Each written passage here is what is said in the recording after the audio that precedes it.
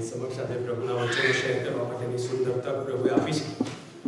આજનો કેવો ગજબનો દિવસ છે કે આપણે આજે અહીંયા ભેગા થયા છે અને પામ સન્ડેનો દિવસ છે. ને આપણે નાનપણથી આપણી સન્ડે સ્કૂલોમાં અને આપણે દર પામ સન્ડેના આપણે એ બાબતે વચનો આપણે સાંભળતા આવ્યા છે. આજે જે આપણે જે જોવાના છે, આપણે જે આપણો જે આજનો હેતુ, આજનો આપણું જે રિફ્લેક્શન જે આપણું રહેવાનું છે, એ બેઝિકલી આપણે શું કરવાના છે કે આપણે 2000 વર્ષ પાછળ જઈશું. આપણે એ જગ્યાઓ પર જઈશું. એ પ્રથમનો જે પામ સન્ડે હતો એ આપણે ત્યાં જવા માંગીએ છીએ અને આપણે એને એક રીતે વિઝ્યુઅલાઇઝ પણ કરવા માંગીશું અને સાથે સાથે આપણે એમાં ભાગ લેવા માંગીશું. બરાબર કે આજથી 2000 વર્ષ પહેલાં જ્યારે એ પામ સન્ડે હતો, પહેલો પામ સન્ડે હતો, તે દિવસની જે ઘટનાઓ બની, જે માનવ જાતના ઇતિહાસમાં એ જે ઘટનાઓ બની, એના ઉપર આપણે આજે થોડું રિફ્લેક્ટ કરવા માંગી રહ્યા છીએ. બરાબર. અને આ બહુ જ ફેમિલિયર પેસેજ છે, જેમ મેં કીધું એમ. અને આ એવું પેસેજ છે કે જે ચારે સુવાર્તાઓમાં એને રેકોર્ડ કરવામાં આવ્યું છે. તમે જો ઇંગ્લિશ વર્ઝન્સમાં જોવા જાઓ તો તમને જેમ કે NIV વર્ઝનમાં અને મોસ્ટ પ્રોબેબલી બીજા બધામાં પણ એને ધ ટ્રાયમ્ફલ એન્ટ્રી એમ કરીને એનું હેડિંગ આપવામાં આવ્યું છે. બરાબર કે આપણે જેને ગુજરાતીમાં કહીએ છીએ કે વિજયવંત પ્રવેશ. અને આ જે ઘટના છે એના ઉપર આજે આપણે મનન કરવાના છે. બરાબર.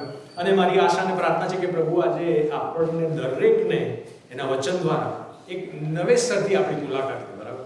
તો આપણે વચનમાં જઈએ એની પહેલાં આપણે ટૂંકી પ્રાર્થના કરીશું.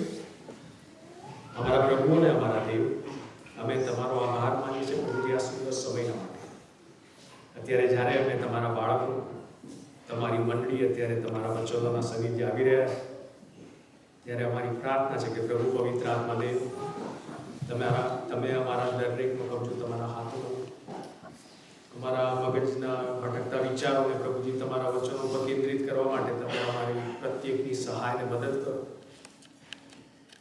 પ્રભુ, તમે જે હેતુસર પ્રભુજી આ પૃથ્વી પર આવ્યા હતા અને પ્રભુજી તમે જે 2000 વર્ષ પહેલા જે અચીવ કર્યું અમારા માટે, એ સગળાને અમે યાદ કરતા અમે તમારી સ્તુતિ કરીએ છીએ અને તમને ધન્યવાદ આપીએ છીએ.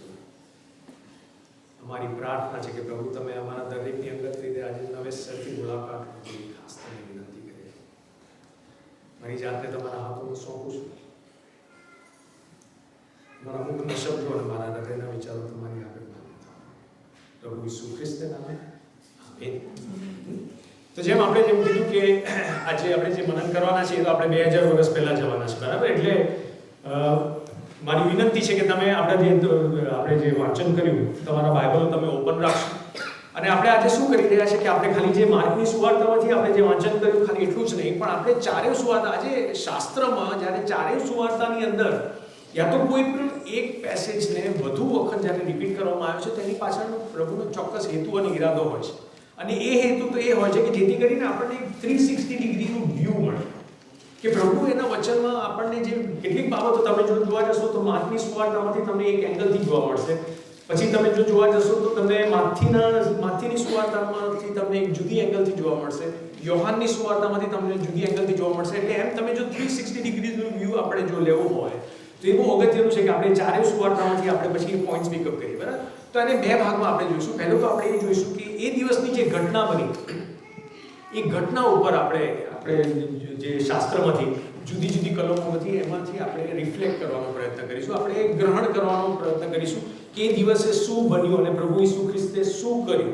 મેઇન તો આપણો જે હેતુ રહેશે કે પ્રભુ ઈસુ ખ્રિસ્તે શું કર્યું એ બાબત ઉપર આપણું મનન રહેશે. અને બીજું જે ભાગ છે કે લોકોનો શું રિસ્પોન્સ હતો. અને એ બહુ અગત્યનું છે કે જ્યારે લોકોના રિસ્પોન્સની વાત કરીએ તો આજે 2000 વર્ષ પછી આપણો શું રિસ્પોન્સ હોવો જોઈએ એ બહુ અગત્યનું બની રહે છે. બરાબર. તો પહેલા જે ભાગમાં આપણે જઈ રહ્યા છીએ કે જેમાં આપણે જે 360 ડિગ્રી વ્યૂની વાત કરી રહ્યા છે, તો આ એક જે ઘટના બની છે ત્યારે એ જે વખત છે એ તો છે પાસ્કા પર્વના વખતનો સમય.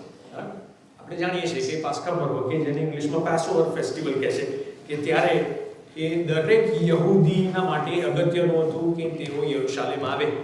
અને એ જ પ્રમાણે અત્યારે તમે જો જોવા જાઓ તો એ પાસ્કા પર્વનો વખત છે અને યહૂદીઓ અત્યારે યરુશાલેમ ભણી જઈ રહ્યા છે. અને આપણો પ્રભુ ઈસુ ખ્રિસ્ત પણ તમે જો જોવા જાઓ તો અહીંયા 10મા અધ્યાયને તેની 32મી કલમ કહે છે કે પ્રભુ ઈસુ ખ્રિસ્ત યરુશાલેમ ભણી ચડતા માર્ગમાં હતો એમ કરીને. બરાબર. એટલે આ એક ચોક્કસ હેતુસર એ જઈ રહ્યા છે. આ પહેલી વખત નથી કે પ્રભુ ઈસુ ખ્રિસ્ત તેના શિષ્યો સાથે યરુશાલેમ જઈ રહ્યા છે. પહેલા પણ પ્રભુ એ પ્રમાણે યરુશાલેમ જેમ બીજા બધા પિલગ્રિમ્સ બી જતા હતા એવી જ રીતે પ્રભુ ઈસુ ખ્રિસ્ત જઈ રહ્યો છે. યહૂદી નિયમ પ્રમાણે એ લોકોના માટે બહુ અગત્યનું હતું કે દરેક પુરુષે એ જે એડલ્ટ હોય એણે પર્વ વખતે યરુશાલેમ જવું, અને એટલા માટે થઈને અત્યાર સુધી પણ પ્રભુ હંમેશા એ પર્વમાં જતા આવ્યા છે. પણ આપણે પ્રભુ ઈસુ ખ્રિસ્તની જે મિનિસ્ટ્રીમાં તમે જો જોવા જાવ તો પ્રભુનો એક હેતુ એવો રહેતો હતો કે પોતે લો પ્રોફાઇલ મેન્ટેન કરતા. એ પોતાના ઉપર એટલે પોતે એક સેન્ટર ઓફ એટ્રેક્શન બની રહે એવું ક્યારે પણ એમનો ઈરાદો નહોતો. કેટલી વખત એવું પણ બન્યું કે જ્યારે લોકો એમને રાજા બનાવી નાખવા માટે કે એમને ઊંચા ચડાવવા માટે જો પ્રયત્ન કર્યો ત્યારે પ્રભુ ત્યાંથી સરકી બી જતા. આપણે શાસ્ત્રમાંથી જોઈએ છે. એટલે અત્યાર સુધી આપણે જોયું છે કે પ્રભુ પોતે પણ ક્યારે પણ એ પોતે સેન્ટર ઓફ એટ્રેક્શન બને એવું એમની ઈચ્છા હતી નહીં. કેમ કે દેવબાપનો એમના માટેનો સમય આવ્યો નહોતો, અને એ બહુ અગત્યની બાબત આપણે જાણીએ છીએ. પણ અહીંયા હવે આપણે કંઈક કશું જુદું જોઈ રહ્યા છીએ. અહીંયા આપણે શું જોઈએ છે કે એ જ પ્રભુ ઈસુ ખ્રિસ્ત કે જ્યારે જે પોતે સેન્ટર ઓફ એટ્રેક્શન ન બને એવી જાતે જ્યારે એમનો જે વ્યવહાર હોય છે, પણ અહીંયા અત્યારે હવે એમનો જુદો વ્યવહાર છે. અહીંયા હવે પોતે એક યુનિક વેમાં યરુશાલેમમાં પ્રવેશ કરવાની વાત કરી રહ્યા છે, બરાબર? એટલે અને એ પણ આપણે જોઈએ છે કે અહીંયા આપણે જ્યારે શરૂઆત થઈ રહી છે ત્યારે પ્રભુ એક પગપાળો યરુશાલેમ જવાની વાત નથી કરી રહ્યો, પણ હવે એ સવાર થઈને જવાનું. ત્યારે પણ જ્યારે પિલગ્રિમ્સ જ્યારે યરુશાલેમ જાય તો જે સક્ષમ હોય શારીરિક રીતે એ લોકો હંમેશા એ પગપાળા જ જાય. આપણે જાણીએ છીએ, શાસ્ત્રમાંથી પણ આપણે જાણીએ છીએ. પણ અહીંયા આજે આપણે જોઈ રહ્યા છીએ કે પ્રભુ ઈસુ ખ્રિસ્ત કંઈક એમાં બદલાવ લાવી રહ્યા છે, અને બદલાવ તો એ લાવી રહ્યા છે કે હવે એ પગપાળો નથી જવાનું. અને એટલા માટે થઈને પછી હવે એ શિષ્યોને એક ઇન્સ્ટ્રક્શન આપે છે, બરાબર? કે જે આપણે જો જોવા જઈએ તો આપણે માર્કની સુવાર્તાના 11મા અધ્યાયની પહેલી કલમમાં શું કહે છે કે અને તેઓ યરુશાલેમની નજદીક જૈતુનના પહાડ આગળ બેથફેગે તથા બેથાનિયાની પાસે આવે છે. જ્યારે એ લોકો યરુશાલેમની પાસે પહોંચ્યા છે, બેથાનિયાની પાસે પહોંચ્યા છે, અને ત્યારે શું થાય છે? પ્રભુ ઈસુ ખ્રિસ્ત તેના શિષ્યોને બેને કહે છે કે તમે ત્યાં ગામમાં જાઓ, અને એમને સર્ટન એક ઇન્સ્ટ્રક્શન્સ આપે છે કે એ પ્રમાણે શું થશે કે તમે ત્યાં ગધેડાનો એક વછેરો તમને મળશે, અને ત્યાં પછી પ્રભુ આપણને બહુ ક્લિયરલી બતાવે છે કે જેના ઉપર કોઈ માણસ કદી બેઠો નથી. બહુ ઝીણી બાબતો આપણને એ જોવા મળે છે. આપણે પણ એમાં પણ આપણે સમય નહીં વિતાવે કે જો વિતાવવા જઈએ તો આપણી આખી સાંજ જતી રહી. પણ ત્યાં શાસ્ત્ર નોંધે છે કે ત્યાં પ્રભુએ શું કીધું કે ગધેડાનો વછેરો કે જેના પર કોઈ માણસ કદી બેઠું નથી, એને લઈ આવવા માટેની એ વાત કરી રહ્યા છે. માથીની સુવાર્તામાં તમે જશો તો એ પેસેજમાં તો તેનો 21મો અધ્યાય તેની બીજી કલમમાં આપણને શું જોવા મળે છે તો ત્યાં પ્રભુ શું કહે છે? તમે સામા ગામમાં જાઓ અને તેમાં પેસતા જ બાંધેલી એક ગધેડી તથા તેની જોડે બચ્ચું દેખશો. ઓકે, એટલે ત્યાં આપણને એક માહિતી શું મળે છે કે એ ગધેડી છે ને એની સાથે એનો વછેરો છે કે એનું એ બચ્ચું છે, અને પ્રભુ કહે છે કે તેઓને છોડીને મારી પાસે લઈ આવો. બરાબર? એટલે આપણને ત્યાંથી એ માહિતી મળે છે કે ત્યાં એ ગધેડી છે અને ગધેડીનું બચ્ચું એટલે આ વછેરો એ ગધેડી એની માની સાથે ત્યાં છે, અને પ્રભુ કહે છે કે તેઓને તમે છોડીને લઈ આવો. અને ત્યાં માથીની સુવાર્તામાં આપણને માહિતી આપવામાં આવે છે કે આ કેમ થયું. બરાબર? તો તમે જો માથીની સુવાર્તા તેનો 21મો અધ્યાય અને તેની 4th કલમ જોશો તો ત્યાં આપણને શાસ્ત્ર જણાવે છે, અને શું જણાવે છે? હવે આ એ માટે થયું કે પ્રબોધકે જે કહ્યું હતું તે પૂરું થાય. ઇંગ્લિશ વર્ઝનમાં કહે છે કે this took place to fulfill what was spoken through the prophets. અને તો કહ્યું તે આપણને શાસ્ત્ર જણાવે છે કે ઝખારિયાનું પુસ્તક તેનો 9મો અધ્યાય અને તેની 9મી કલમ. અને તો શું કે હે સિયોનની પુત્રી બહુ આનંદ કર, હે યરુશાલેમની પુત્રી જય પોકાર કર. જો તારો રાજા તારી પાસે આવે છે તે ન્યાયી તથા તારણ સાધનાર છે, તે નમ્ર છે અને ગધેડા પર ખોલા એટલે ગધેડીના વછેરા પર સવાર થઈને આવે છે. એટલે આપણને એ શાસ્ત્ર શું માહિતી આપે છે કે આ કોઈ આકસ્મિક રીતે નથી થયું. અહીંયા પ્રભુ ઈસુ ખ્રિસ્ત જે રીતના એ કરી રહ્યો છે કે આ શેના માટે થયું હતું કે એ તો જૂના કરારમાં જે પ્રબોધકોના હસ્તક પ્રભુએ જે પ્રબોધવાણી કરી હતી એના ફૂલફિલમેન્ટના ભાગરૂપે. એટલે આપણને અહીંયા જોવા મળે છે કે આ જે કંઈ પણ ઘટના બની, જે ઇવેન્ટ બની, એ કોઈ આકસ્મિક ઇવેન્ટ નથી. આ કોઈ ડિવાઇન પ્લાનના હેઠળ પ્રભુ આ કરી રહ્યો છે, બરાબર? એટલે પ્રભુ ઈસુ ખ્રિસ્તની આ જે એક્શન તમે જોવા જાવ તો કોઈ રેન્ડમ એક્શન નથી. એ બહુ સ્પેસિફિક અને પર્પસથી એણે કરી છે. અને એ શેના માટે કે જેથી કરીને જૂના કરારમાં જે પ્રભુએ કીધું હતું એ પ્રબોધવાણી ફૂલફિલ થાય એમ કરીને એ પ્રભુ ઈસુ ખ્રિસ્તે આ કર્યું એમ કરીને આપણને શાસ્ત્ર ત્યાં માહિતી આપે છે. પછી આપણે જો આગળ વધીએ ત્યારે શું થાય છે તો બધી શિષ્યો જાય છે ગામમાં, અને એમને જેમ કહેવામાં આવ્યું હતું એ રીતે એ તેઓ જાય છે. હવે તમે જસ્ટ જો વિઝ્યુઅલાઇઝ કરો કે કદાચ આપણે કયા શિષ્યોને મોકલ્યા હતા એ તો જાણતા નથી, પણ કદાચ માની લો કે ભાઈ યોહાન અને પિત્તરને પ્રભુએ કીધું કે ભાઈ જેને તમે જાઓ, તે બે જણા વિચાર કરતા હશે ને કે યાર ગધેડીને લાવવાની કેમ વાત કરી. કોન્ટેક્સ્ટમાં આપણે જાણીએ છીએ કે પ્રભુ અહીં જ્યારે યરુશાલેમમાં પ્રવેશ કરવાનો છે તો કોઈ એક એવો રાજા નથી કે જે ઘોડા ઉપર સવાર થઈને, ના, એ નમ્ર થઈને એ આવી રહ્યો છે. એ આપણે પ્રભુદ્વાણીમાં પણ જોઈએ છીએ. પણ એ પ્રભુએ ચોક્કસપણે કહ્યું, શિષ્યો પોતે કન્ફ્યુઝ થશે, એમને એટલો ખ્યાલ નથી આવી રહ્યો, પણ તેઓ જાય છે અને ત્યાં શાસ્ત્ર લખે છે કે જેઓ એમને કીધું તેઓ એમને ત્યાં માલુમ પડ્યું. બરાબર? તો શું થાય છે કે માર્કની સુવાર્તા આપણે જે વાંચન કરીએ એનો 11મો અને 7મી કલમમાં શું કહે છે કે અને તેઓ વછેરાને ઈસુની પાસે લાવ્યા. ત્યાં પ્રભુએ જેમ કીધું તેમ કેટલાક લોકો એમને પૂછ્યું કે આ તમે શું કરવા છો? તો કે પ્રભુને એમનો ખપ છે એમ કહ્યું. અને તેઓ પ્રભુની પાસે લાવ્યા અને પછી શું ને તેના પર પોતાના લુગડા નાખ્યા અને તેના પરથી બેઠો. ત્યાં આપણને ત્યાં એ જોવા મળે છે કે ત્યાં પ્રભુ સવાર થયો કે છે.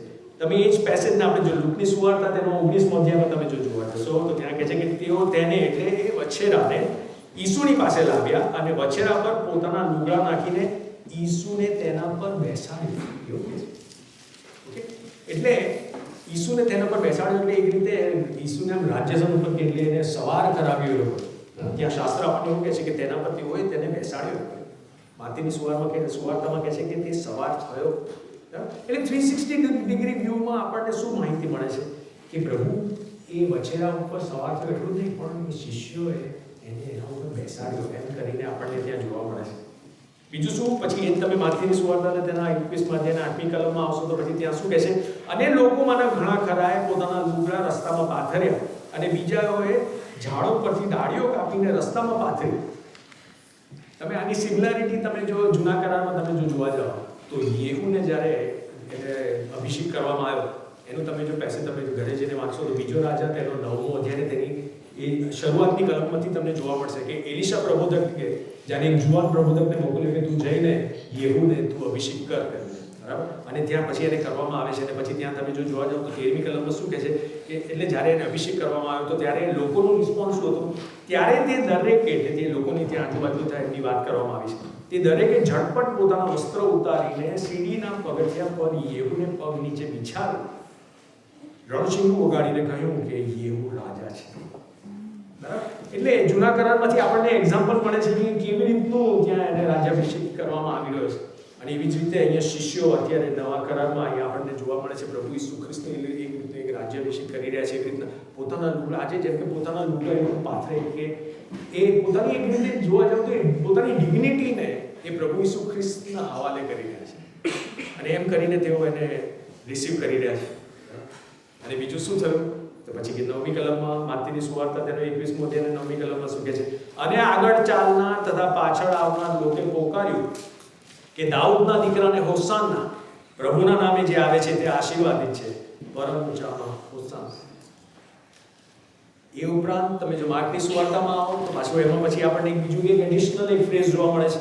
ત્યાં માર્કની સુવાર્તા તેનો 11મો અધ્યાયની 10મી કલમમાં શું કહે છે, આપણા બાપ દાઉદનું રાજ્ય જે પ્રભુના નામે આવે છે તે આશીર્વાદિત છે, પરમ ઊંચામાં હોસાના.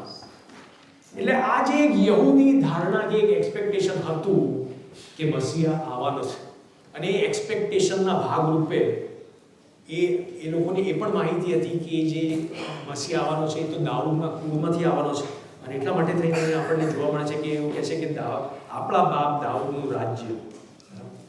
તમે જો બીજો સમૂહ એટલે આ લોકો શેના ઉપર રિલાય કરી રહ્યા છે, જે દાઉદને પ્રભુએ જે પ્રોમિસ આપી હતી એ તમે જો જોવા જાઓ તો તેનો બીજો સમૂહ અને તેનો 7મો અધ્યાય 12 થી 16માં તમને એ પ્રોમિસ જોવા મળશે કે ત્યાં પ્રભુએ દાઉદને શું કીધું હતું કે તારા પેટમાંથી નીકળનાર તારા સંતાનને હું ઊભો કરીશ ને તેનું રાજ્ય હું સ્થાપીશ. અને આગળ જતા પ્રભુ કહે છે કે તેનું રાજ્ય હું સદાને માટે સ્થાપિત કરીશ. બરાબર? એટલે ત્યાં આપણને જોવા મળે છે કે પ્રભુ ઈસુ ખ્રિસ્તને જ્યારે એવી રીતે તે લોકો વધાવી રહ્યા છે કે અત્યારે બેથાનિયાથી જ્યારે યરુશાલેમ ભણી જઈ રહ્યા છે અને એ લોકો જે કંઈ કરી રહ્યા છે અને પ્રભુ જે કરાવી રહ્યો છે એ સગડામાં જે જૂના કરારમાં જે પ્રભુત્વની થઈ એ બધું પરિપૂર્ણ થાય, એ લોકોનું એક મસીહા માટેની જે એક્સપેક્ટેશન હતી યહૂદીઓની એના ફૂલફિલમેન્ટના ભાગરૂપે ત્યાં આપણને જોવા મળે છે. તો પછી આપણે શાસ્ત્રમાં તમે જો જોવા જશો તો આપણને યોહાન પછી એક આખું જુદા એંગલથી આપી રહ્યો છે. તો તમે જો યોહાનની સુવાર્તા તેનો 12મો અધ્યાય તમે ઓપન કરશો તો ત્યાં આપણને શું જોવા મળે છે, તો યોહાન આપણને અત્યારે હવે યરુશાલેમમાંથી એનો વ્યૂ પોઈન્ટ આપી રહ્યો છે. અત્યારે બીજી સુવાર્તાઓમાં આપણે જોઈએ છે તો બેથાનિયા અને બેથફેગેથી આપણને યરુશાલેમ ભણી જવાની વાત થઈ રહી છે, બરાબર? પણ તમે યોહાનની સુવાર્તામાં આવશો તો ત્યાં એ યરુશાલેમમાંથી પછી એ બહાર જોઈને કે બેથાનિયા તરફ જોઈને પછી શું થઈ રહ્યું છે એ બાબતની આપણને માહિતી મળે છે. તો એમાં તમે જો યોહાનની સુવાર્તા તેનો 12મો અધ્યાય અને તેની 12મી અને 13મી કલમની આસપાસ તમે આપણે જો જોવા જઈએ તો ત્યાં શાસ્ત્ર શું લખે છે કે બીજા દહાડે પર્વમાં આવેલા ઘણા લોકોએ એટલે યરુશાલેમમાં પર્વમાં આવેલા ઘણા લોકોએ સાંભળ્યું કે ઈસુ યરુશાલેમ આવે છે. ત્યારે ખજૂરીની ડાળીઓ લઈને તેઓ તેને મળવાને બહાર આવ્યા એટલે યરુશાલેમની બહાર આવ્યા. તેઓએ પુકારીને કહ્યું કે હોસાના, પ્રભુના નામે ઈસ્રાયેલનો જે રાજા આવે છે તેને ધન્ય છે. જસ્ટ ઇમેજિન કરો કે આપણા પ્રભુના શિષ્યો છે એ બેથાનીથી યરુશાલેમ ભણી જઈ રહ્યા છે, બરાબર. તેઓ એક્સાઇટેડ છે કે આ ફર્સ્ટ ટાઈમ એવું કશું થઈ રહ્યું છે કે આપણો પ્રભુ કે જે અત્યાર સુધી લો પ્રોફાઇલ મેન્ટેન કરનારો પ્રભુ અત્યારે પોતે પર્પસફુલી અને યુનિકલી વછેરા ઉપર પોતે સવાર થઈને યરુશાલેમમાં જવાની વાત કરે છે. પણ કેસ વોટ, તો સામેથી પણ લોકો આવી રહ્યા છે કે જે વધારવા માટે આવી રહ્યા છે. આ કેટલું ગજબ! એટલે ત્યાં કેટલું એક્સાઇટમેન્ટ વાળું વાતાવરણ છે. આપણે પણ જાણીએ છીએ, આપણે જ્યારે સરઘસ કાઢીએ છીએ ત્યારે આપણે પણ કશું એક્સાઇટમેન્ટ જેવું હોય છે, બરાબર. અને ત્યાં આપણને જોવા મળે છે કે શિષ્યો પણ એક રીતે એક્સાઇટમેન્ટમાં હશે કે આ કેટલું ગજબ કે આપણે તો જઈ રહ્યા છીએ અને પ્રભુએ આપણને જે પ્રમાણે કીધું એ પ્રમાણે કરી રહ્યા છે, પણ આ તો સામેથી પણ યરુશાલેમમાંથી પણ એ પ્રમાણેનું આવી રહ્યું છે. એ કેટલું ગજબ! પણ તમે જો જોવા જાઓ તો એવું નથી કે શિષ્યો આ બધું સમજીને કે આ શું થઈ રહ્યું છે. એ લોકોને એવી કોઈ સમજ છે નહીં. એ પણ માહિતી આપણને યોહાન આપે છે. યોહાનની સુવાર્તા તેનો 12મો અધ્યાય અને તેની 16મી કલમમાં તમે જો જોશો તો ત્યાં યોહાન બહુ નિખાલસતાથી આપણને જણાવે છે કે આ બધું થયું તે કે પ્રથમ તેના શિષ્યો એ વાતો સમજ્યા ન હતા. આ બધું થઈ ગયું પણ એ લોકોને ખબર નથી કે આ શું કરી રહ્યા છે, કે આ શું થઈ રહ્યું છે, બરાબર. પણ ઈસુ મહિમાવંત થયો ત્યારે તેઓને યાદ આવ્યું કે તેના સંબંધી એ વાતો લખેલી છે અને તે જ પ્રમાણે તેઓએ તેના માટે કર્યું હતું. જસ્ટ ઇમેજિન કરો કે પ્રથમના પામ સન્ડેના શિષ્યો આવી રીતે પ્રભુને વધાવીને યરુશાલેમ લઈને આવી રહ્યા છે અને શાસ્ત્ર લખે છે કે એ લોકો સમજ્યા જ નતા આની પાછળનો શું પર્પસ છે, કે શું એ લોકો કરી રહ્યા છે. અને એ તો જ્યારે ઈસુ મહિમાવંત થયો મિનિંગ વોટ, કે એનું સ્વર્ગારોહણ થયું. એટલે વધસ્તંભે જળ પુનરુત્થાન પામ્યો અને પછી સ્વર્ગારોહણ થયું. પછીથી એ લોકોને સમજમાં આવ્યું કે અમે આ બધું જે કર્યું હતું એનો શું મિનિંગ હતો, બરાબર. એટલે આપણે જે પહેલા મુદ્દામાં આપણે જે જોઈ ગયા એ આપણે શું એક 360 ડિગ્રી વ્યૂ આપણે જોવાનો પ્રયત્ન કર્યો કે પ્રથમના પામ સન્ડેના દિવસે શું થયું, પ્રભુએ શું કરાવ્યું અને શિષ્યોએ ત્યાં શું કર્યું, એ બધી બાબતો આપણે જોઈએ. તો એ મને લાગ્યું કે બહુ એપ્રોપ્રિએટ રહેશે કે આપણે જો હું માનું છું ત્યાં સુધી આપણે ઘણા બધા આપણે ચોઝન સિરીઝ જોઈ છે, બરાબર. આપણે બધા જાણીએ છીએ, હવે તો ખાસી પોપ્યુલર બી થઈ અને આપણી ચર્ચની પાસે એનું લાયસન્સ પણ છે, બરાબર. એટલે આપણી પાસે લાયસન્સ છે કે આપણે એની ક્લિપ્સ અહીં બતાવી શકીએ. તો મેં પ્રથમના જે ટ્રાયમ્ફલ એન્ટ્રીનું જે ક્લિપ છે 3 મિનિટની ક્લિપ છે, તો આઈ થોટ કે આ બીજા પોઈન્ટમાં જતા પહેલાં લોકોનું રિએક્શન શું છે જોતા પહેલાં I thought it will be appropriate કે આપણે એ ક્લિપને બી જોઈએ કે જેથી કરીને 2000 વર્ષ પહેલાં શું થયું તો એની એક રીતે આપણે વિઝ્યુઅલાઇઝ કરવાનો પ્રયત્ન કરીશું. તો હું વિનંતી કરીશ કે આપણે ક્લિપને આગળ કરશું.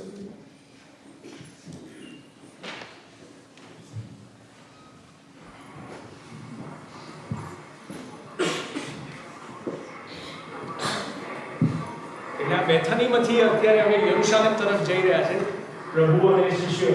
એ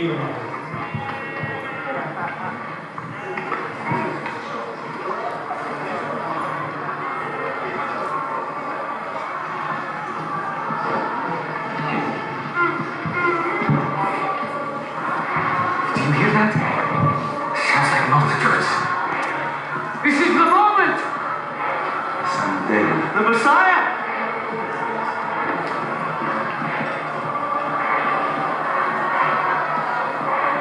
Hosanna, which means save us. Hosanna to the Son of David. Hosanna to the Son of David. Stop! Stay away from us. We mean no harm. You tried to kill us. No one wants a right. John, see. I want to hear them out. If you turn back now, it could save your life. Oh wait, we're not going to do that. But You hear that chanting? The people sound like they're ready to crown him king. and for declaring yourself a sovereign, Rome will descend on us all. I have said nothing about an earthly crown ever. You're riding a donkey. For those of us who know prophecy, your meaning could not be any more clear. What does he mean? Zechariah's prophecy of the Messiah. Behold, your king is coming to you, righteous and with salvation, riding on a But donkey. people haven't even seen the donkey yet. And once they do, everything they hope for will be confirmed. It already is. Can't you see? We should be rejoicing. This is the moment that we will all be saved. Hosanna! The Son of David!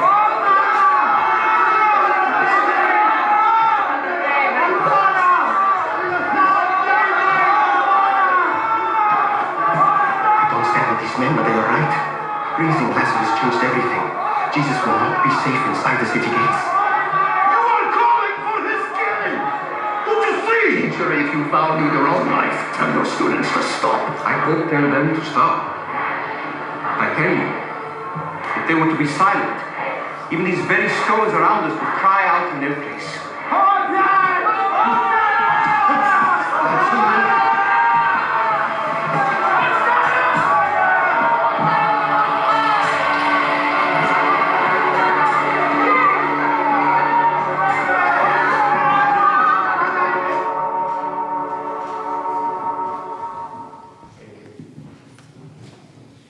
એટલે આપણને એક રીતનું flavour આપે છે ને કે આ કેવું થયું છે.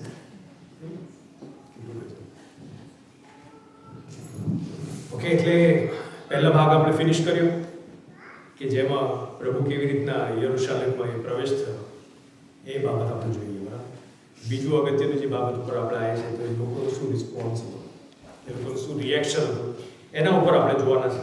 તો આપણે બધા જાણીએ છીએ બરાબર કે લોકોએ શું કે તેઓએ પોકારીને કહ્યું કે હોસાના, પ્રભુના નામે ઇઝરાયલનો જે રાજા આવે છે તેને ધન્ય છે.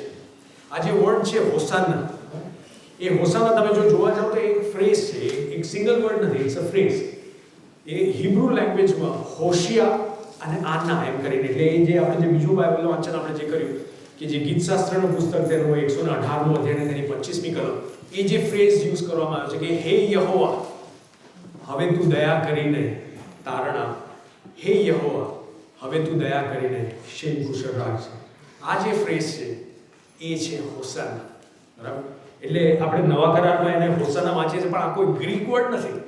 એ ગ્રીકમાં એને એટલે તો એ લોકો જસ્ટ યહૂદી એમાંથી એને એટલે હિબ્રુ રૂટમાંથી એને જસ્ટ ઉંચકી લીધું છે, અને એવી જ રીતે પછી ઇંગ્લિશ લેંગ્વેજે પણ એને ઉંચકી લીધું છે કેમ કે બહુ એપ્રોપ્રિએટ લાગે છે. બરાબર. એટલે જે લોકોનો જે હતો, જે રિસ્પોન્સ હતો, અને એક રીતે તમે જો જોવા જાઓ તો એ લોકોની એક પ્રાર્થના હતી, એ એક સ્તુતિનું વચન તો હતું, પણ સાથે સાથે તમે જો જોવા જાઓ તો આ જે ગીતશાસ્ત્ર 113 થી 118ના જે ગીતો છે એને હલેલ કહે છે. બરાબર. એટલે આ એ ગીતો છે કે જ્યારે પર્વ વખતે એ ગાવામાં આવે, જ્યારે પિલગ્રીમ્સ જ્યારે યરુશાલેમ જતા હોય ત્યારે આ ગીતો ગાવામાં આવે. અને તમે જો જોવા જશો તો મોટા ભાગે એ જે મિસરની ગુલામીમાંથી જ્યારે એમને મુક્ત કરવામાં આવ્યા અને પ્રભુએ કેવી રીતના મુક્ત કર્યા એનું વર્ણન કરતા, પ્રભુની એ સ્તુતિ કરતા એ લોકો અંદર જઈ રહ્યા છે યરુશાલેમ.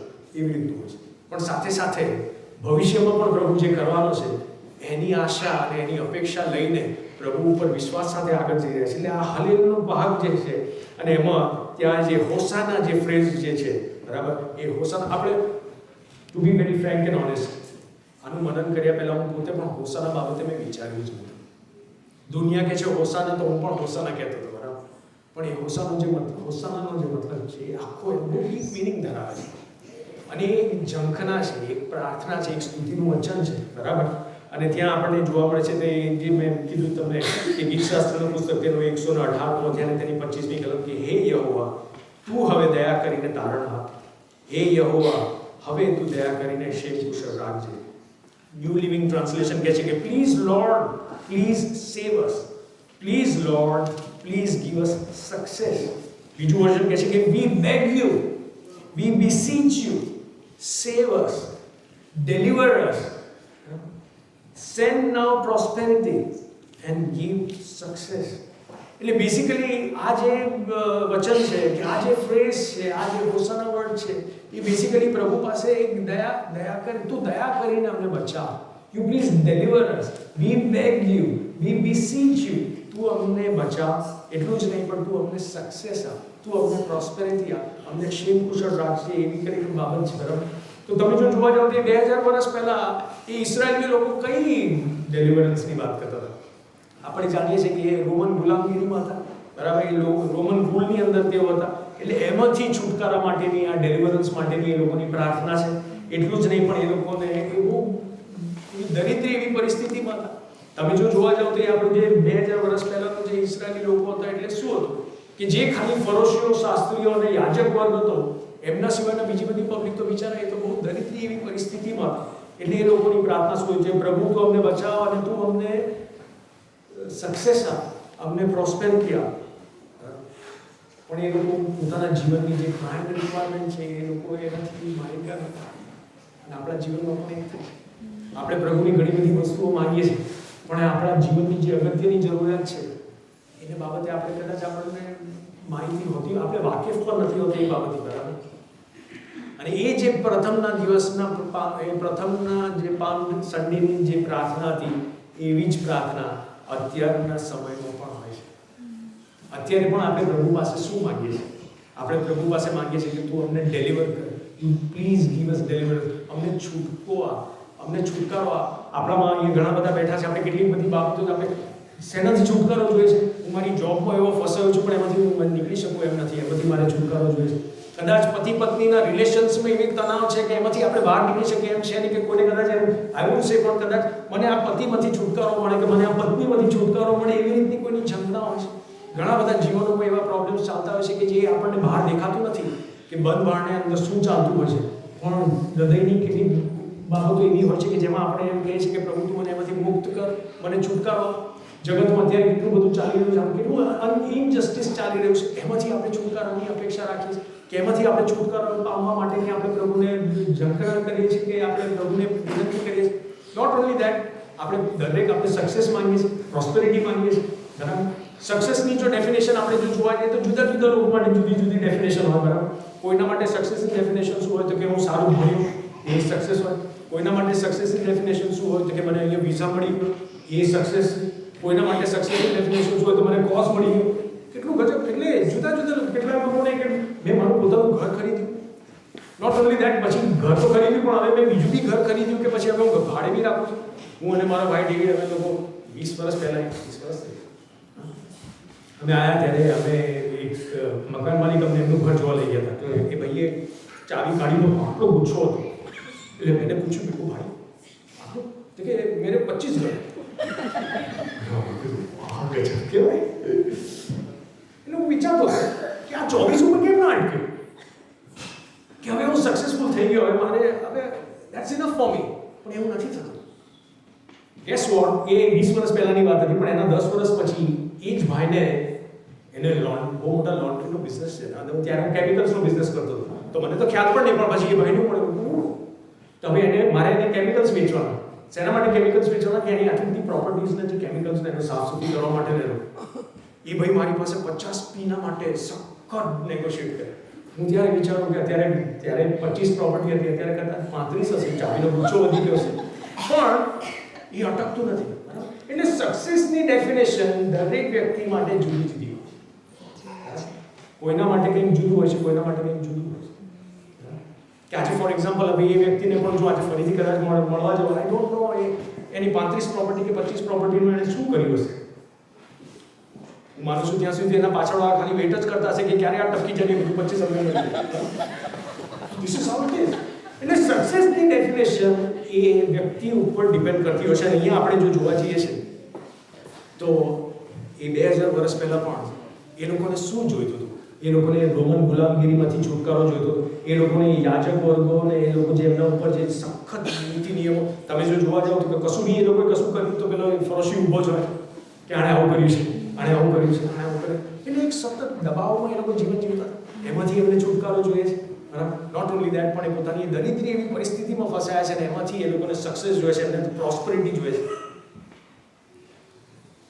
પણ જે મેઇન જે જરૂરિયાત આપણી જે છે એ આપણી મેઇન જરૂરિયાત કે આપણે મેઇન છુટકારો જે છે એ તો કોઈ મટીરિયલિસ્ટિક વેલ્થ નથી, એ તો પછી કોઈ ઇનજસ્ટિસ ચાલી રહ્યું છે એ બધી બાબતો નથી. પણ આપણી જે મેઇન, તમારી મારી આપણા બધાની જે મેઇન અગત્યની જરૂરિયાત એ તો શું છે? કે આપણામાં રહેતું જે પાપમય જે આપણું જે સ્વભાવ છે એમાંથી છુટકારો, ઇવિલ ડિઝાયર્સ એ આપણામાં છે એમાંથી છુટકારો, શૈતાન અને શૈતાની સકંજાઓને આપણામાં કેટલાક ભાઈ બહેનો બિચારા સ્ટ્રગલ કરતા હોય. મને કેટલાક કહે છે કે અંકલ એમાંથી મારાથી નથી છૂટાતા. This is the prime need કે જેના માટે પ્રભુ ઈસુ ખ્રિસ્ત આવ્યો હતો. એટલે જ્યારે અહીંયા આપણે જો જોવા જઈએ છે તો એ પ્રભુ ઈસુ ખ્રિસ્ત જ્યારે યરુશલેમમાં પણ એને પ્રવેશ કર્યો તે કંઈ યહૂદીઓને એ રોમી સલ્તનતના ગુલામગીરીમાંથી છુટકારો આપવા માટે નહોતો, એ કોઈ ગવર્મેન્ટ ચેન્જ કરવા માટે નહોતો. અને એટલે જ જ્યારે પ્રભુ ઈસુ ખ્રિસ્ત જ્યારે વછેરા ઉપર જ્યારે આવી રહ્યો છે ત્યારે એ બહુ ક્લિયર એ બાબતને ત્યાં જણાવે છે કે હું એ પર્પસ માટે નથી આવ્યો. પ્રભુ શેના માટે આવ્યો હતો કે જેથી કરીને એ જે કરવાનો છે એ 5 દિવસ પછીથી જે કરવાનો છે એના કારણેથી એમને જે છુટકારો મળવાનો છે એના માટે થઈને પ્રભુ આવ્યો હતો. પ્રભુ એ વેલ્થ આપવા માટે આવ્યો હતો કે એ પ્રોસ્પેરિટી માટે આપવા માટે આવ્યો હતો કે જે ક્ષણિક નથી હોવાની. થોડા વખત પછી અહીંથી પૃથ્વી પરથી આપણે જતા રહીશું, બરાબર. આજથી 50 વર્ષ પહેલાં જો આ ચર્ચ પાછું જો મળતું હોય તો મોટા ભાગે આપણા માટે તો કોઈ નહીં હોય. તો આપણે ક્યાં આવીશું? આપણે કોઈક જગ્યાએ ઇટર્નિટી સ્પેન્ડ કરતા હોઈશું. એ આપણું સાધવા માટે, એ સિક્યોર કરવા માટે પ્રભુ ઈસુ ખ્રિસ્ત આવ્યો હતો. તમે જો આપણી માર્કની સુવાર્તામાં તમે થોડા પેજીસ જો આગળ કરો તો તમે 8મો અધ્યાય અને ત્યાં તમે 36મી કલમમાં તમે 28 માર્કની સુવાર્તા તેનો 8મો અધ્યાય અને ત્યાં આપણને શું જોવા મળે છે? હું ઝડપથી તમારી સમક્ષ એ વાંચી દઈશ. 36મી કલમ.